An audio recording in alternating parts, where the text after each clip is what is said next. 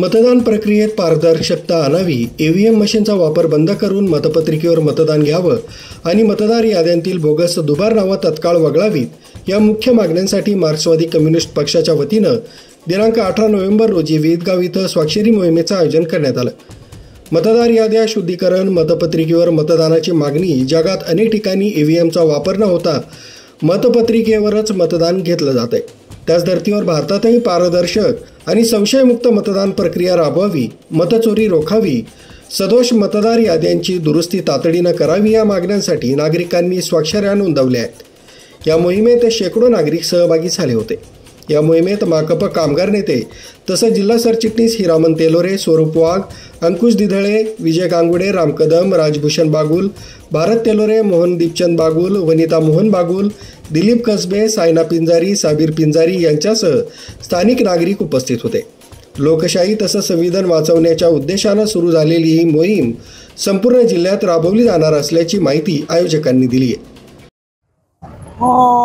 महाराष्ट्रामध्ये आणि देशामध्ये दुबार मतदान, बोगस मतदान या आणि ईव्हीएम मशीन या पद्धतीवर निवडणुका BJP सरकार जिंकत आहे आणि यामुळे या दुबार मतदान आणि बोगस मतदान यामुळे लोकशाहीला मोठ्या प्रमाणात धोका आहे आणि लोकशाही संपवण्याचा कट कारस्थान हे BJP सरकार करत आहे।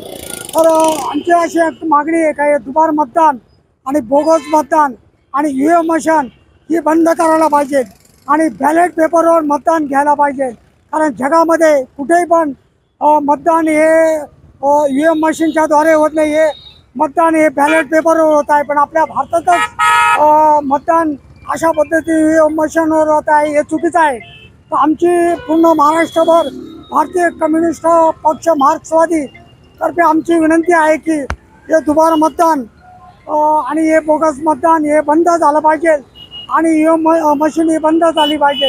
तर येत्या निवडणुकामध्ये भारतीय जनता पार्टी अनेक वर्षापासून या ईव्हीएमच्या द्वारे आणि पैशाच्या द्वारे आणि दादागिरी करून निवडणुका जिंकायचा त्यांचा प्रयत्न चाललेला आहे।